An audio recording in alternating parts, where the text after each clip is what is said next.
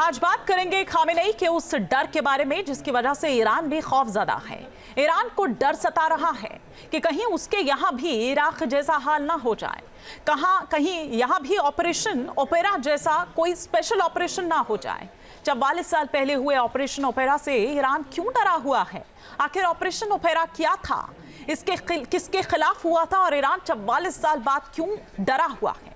एक एक डिटेल इस रिपोर्ट में देखिए। खामेनेई के जहन में बैठे खौफ का सच।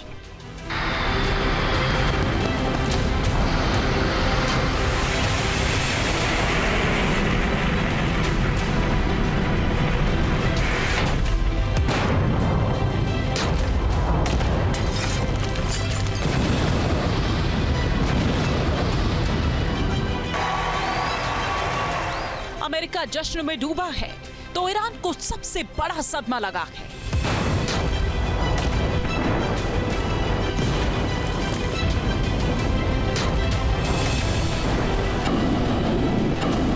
I, Donald John Trump, do solemnly swear.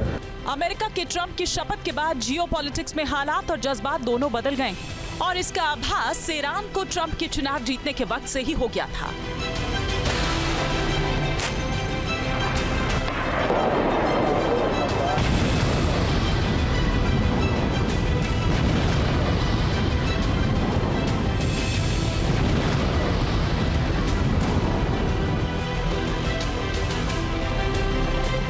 Iran के सर्वोच्च लीडर खामेनेई को यह मालूम है कि मिडिल ईस्ट में ट्रंप के टारगेट पर ईरान ही है, लिहाजा ईरान अपनी तैयारी में जुटा है।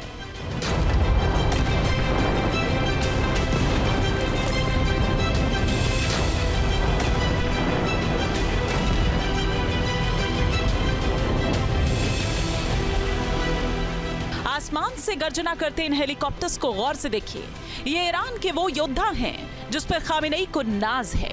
ये ईरान की वो आसमानी ताकत है जिसके बल पर ईरान मिडिल ईस्ट का बादशाह बनना चाहता है। ट्रंप की शपथ से कुछ दिन पहले ही ईरान मिलिट्री ने 4 दिन की ड्रिल की, जिसके बारे में कई लोगों का मानना है कि इस बात की तैयारी है कि ईरान को अपने परमाणु ठिकानों पर अमेरिका और इजराइल के संयुक्त हमले का डर है। लिहाजा अपनी ताकत को ईरान परख रहा है जिससे वक्त आने पर निपटा जा सके।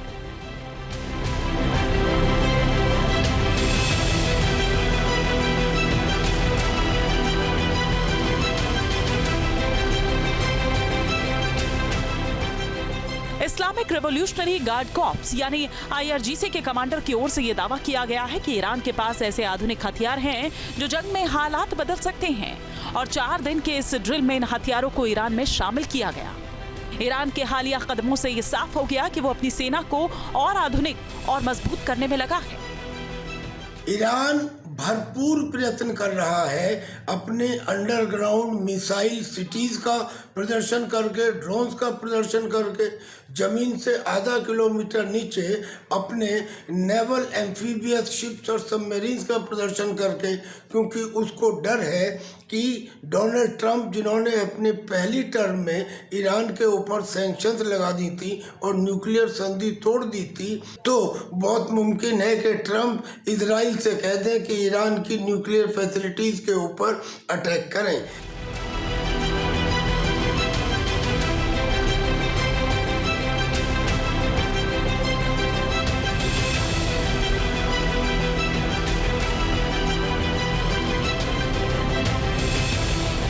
ईरान ने इस युद्धाभ्यास में उस आधुनिक शक्ति का परीक्षण किया जिस पर सबसे ज्यादा वो नाज करता है।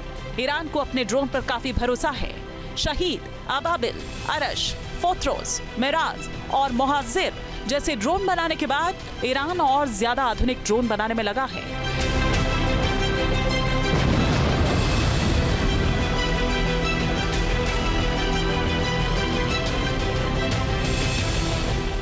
जानकार भी मानते हैं कि ड्रोन आधुनिक जमाने का सबसे अहम हथियार है। इसकी सबसे बड़ी खूबी है छोटा आकार और वर्साटाइल इस्तेमाल।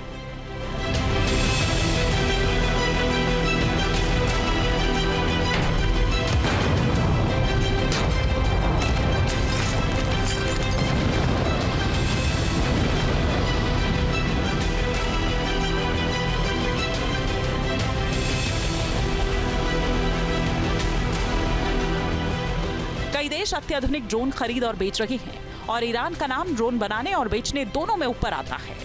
दशकों से सैकड़ों अंतर्राष्ट्रीय प्रतिबंध झेल रहे ईरान ने रणनीतिक तौर पर खुद को ड्रोन निर्माण के क्षेत्र में एक प्रमुख शक्ति के तौर पर स्थापित कर लिया है।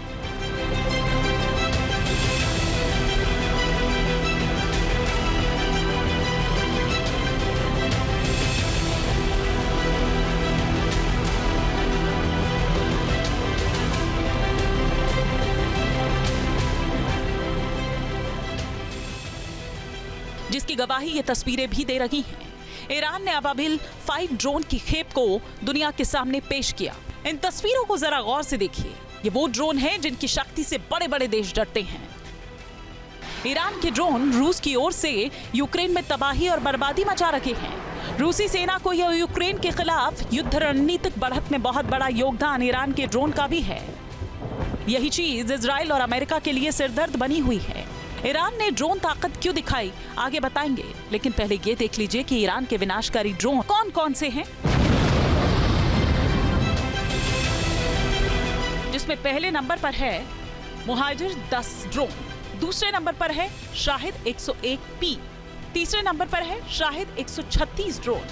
मुहाजिर 10 ड्रोन 2000 किलोमीटर तक अपने दुश्मनों को तबाह कर सकती है, तो वहीं अपने साथ 300 किलोग्राम का पेलोड ले जा सकती है।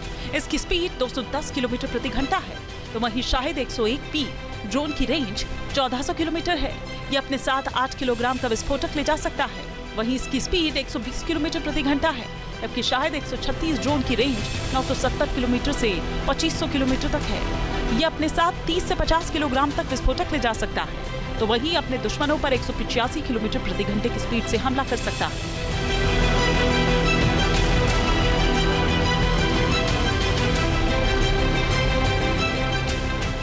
जाहिर है यही वो ताकत है जिस पर खामेनेई को नाज है और वो इजराइल को इसी ताकत के बल पर धमकाते हैं। ईरान के जखीरे में तो पहले से ही विनाशकारी ड्रोन हैं, लेकिन अब ईरान की सेना को 1000 और ड्रोन मिले हैं। ये ड्रोन उच्च स्टील्थ और एंटी फोर्टिफिकेशन क्षमताओं से लैस हैं। ईरान को जो ड्रोन मिले हैं उनकी मारक क्षमता 2000 किलोमीटर तक है।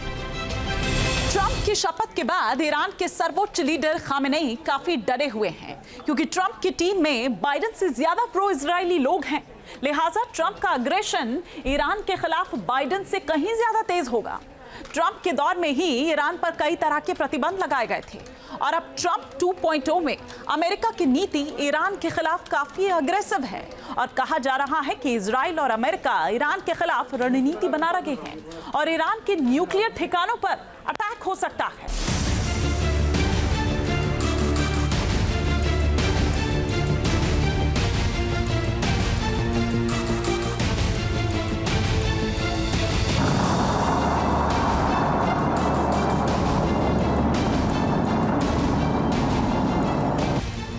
ईरान मिडिल ईस्ट में न्यूक्लियर पावर मुल्क बनना चाहता है, जिससे वो मिडिल ईस्ट को कंट्रोल कर सके।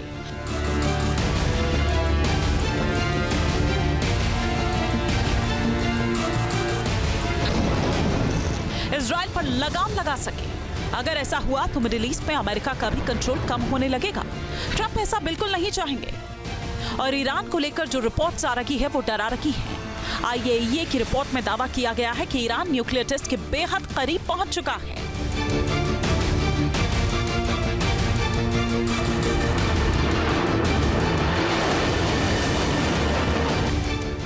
IAEA चीफ की ओर से ये दावा किया गया है कि ईरान के पास हथियार ग्रेड यूरेनियम का उत्पादन करने की क्षमता बढ़ गई है।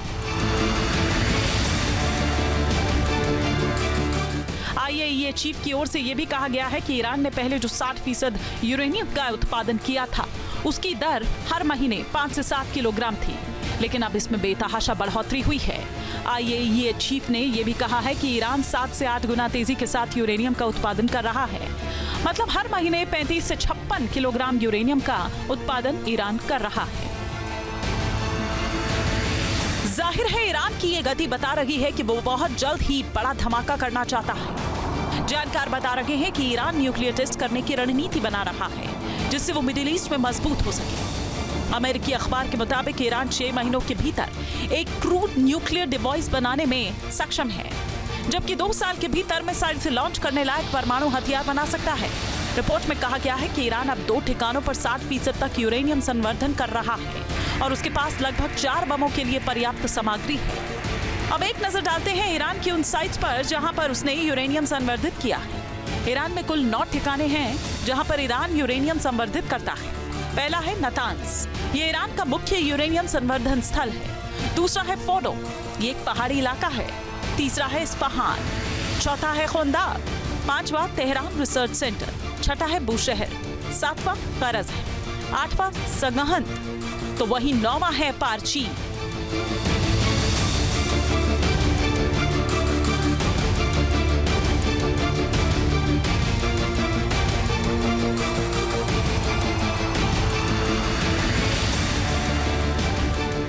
ये वो ठिकाने हैं जहां पर ईरान यूरेनियम संवर्धित करता है। ईरान को लेकर लगातार रिपोर्ट आती रही है कि उसने इतना यूरेनियम संवर्धित कर लिया है कि वो 12 परमाणु बम बना सकता है और जिस तरह से उसने न्यूक्लियर संवर्धित करने की स्पीड बढ़ाई है, उससे आशंका यही हो रही है कि वो जल्द से जल्द कोई बड़ा धमाका कर सकता है।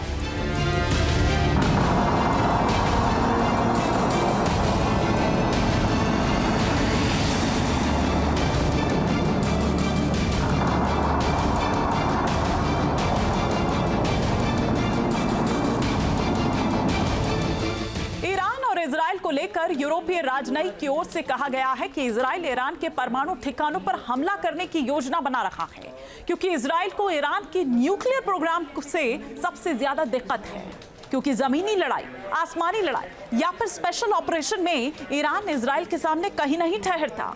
यही वजह है कि वो न्यूक्लियर धमाका करना चाहता है जिससे इजराइल पर लगाम लगाई जा सके, और यही वजह है कि इजराइल की टेंशन बढ़ गई है।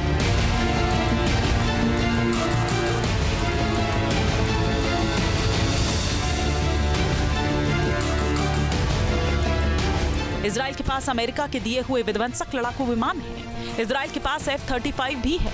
इजराइल के जखीरे में F-16 और F-15 जैसे लड़ाकू विमान हैं। इजराइल अगर ईरान के न्यूक्लियर बेस पर हमला करने की रणनीति बनाता है तो वो ईरान पर हवाई हमला करने का तरीका ही चुनेगा, क्योंकि इजराइल की वायुसेना ऐसे ऑपरेशन में माहिर है। पहले भी रिपोर्ट आई थी, अब भी रिपोर्ट आई है कि इजराइल ईरान की न्यूक्लियर फैसिलिटीज़ के ऊपर हमला करेगा। कहाँ करेगा? ईरान की उन न्यूक्लियर फैसिलिटीज़ में जिसमें नातांज भी शामिल है। कब करेगा? तुरंत करेगा, क्योंकि ईरान न्यूक्लियर बम बनाने के बिल्कुल नज़दीक पहुंच चुका है। कैसे करेगा? यानी कि वो बंकर बस्टिंग बम जो अमेरिका से उससे मिलेंगे उन्हें करेगा। पर यदि इजराइल ने ईरान की न्यूक्लियर फैसिलिटीज़ पर हमला करा तो फिर मिडिल ईस्ट के अंदर ये एक भयंकर चिंगारी की तरह फैलेगा और मुझे लगता है कि ये तीसरे विश्व युद्ध का भी आगाज कर सकता है।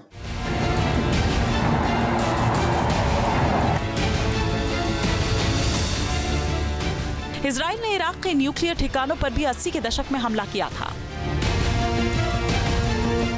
इजराइल का ऑपरेशन ओपेरा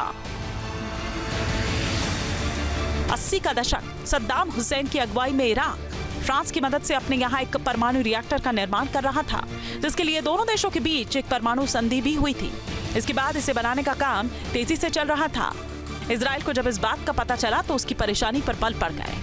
इजराइल के कानों में सद्दाम हुसैन की धमकी गूंजने लगी और उसका चेहरा उसे डराने लगा। सद्दाम ने धमकी दी थी, अगर इराक में परमाणु बम बना तो इसका इस्तेमाल सिर्फ इजराइल पर होगा। इजराइल किसी भी कीमत पर इराक को परमाणु बम बनाने में सफल नहीं होने देना चाहता था। इसके लिए इजराइल ने लॉन्च किया ऑपरेशन ओपेरा, जिसका सिर्फ और सिर्फ एक ही मकसद था, इराक के परमाणु रिएक्टर को खाक में मिलाना। 7 जून 1981 को इजरायली 8 F-16 लड़ाकू विमान और बैकअप सपोर्ट के लिए 6 F-15 विमानों ने एजियोन हवाई बेस से उड़ान भरी। सऊदी अरब और जॉर्डन के रडार की नजर से बचने के लिए सारे विमानों ने 150 से 300 फीट की ऊंचाई पर उड़ान भरना शुरू किया। दुश्मन का ध्यान भटकाने के इरादे से कई विमानों ने अलग अलग दिशाओं की तरफ उड़ान भरनी शुरू की। चकमा देने के बाद पायलट्स ने F-16 लड़ाकू विमानों को ऊंचाई पर ले जाना शुरू किया और तेजी से 8000 फीट की ऊंचाई पर पहुंच गए, जिसके बाद आसमान से बमों की बरसात होने लगी। देखते ही देखते कुछ ही मिनटों में इराक का ओसिरक परमाणु रिएक्टर जमींदोज हो चुका था। इस पूरे ऑपरेशन में इजराइल को किसी तरह का नुकसान नहीं हुआ, वहीं इराक के 10 लोग मारे गए थे।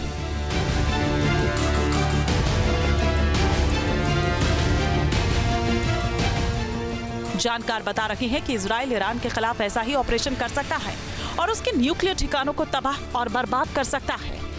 इजराइल के साथ अमेरिका भी डटकर साथ खड़ा है। अमेरिका खुद भी ईरान के न्यूक्लियर प्रोग्राम को रोकना चाहता है। इसके लिए उनसे भूमध्य सागर से लेकर फारस की खाड़ी तक ऐसा चक्रव्यूह तैयार किया गया है जिसमें ईरान फंसा हुआ है। और अगर इजराइल ईरान के न्यूक्लियर ठिकानों पर हमला करता है तो इजराइल को अमेरिका का आसमान से लेकर समंदर तक सपोर्ट मिलेगा। Team news nation. News nation अब व्हाट्सएप पर खबरों के ताजा अपडेट के लिए न्यूज नेशन के इस QR कोड को स्कैन करें।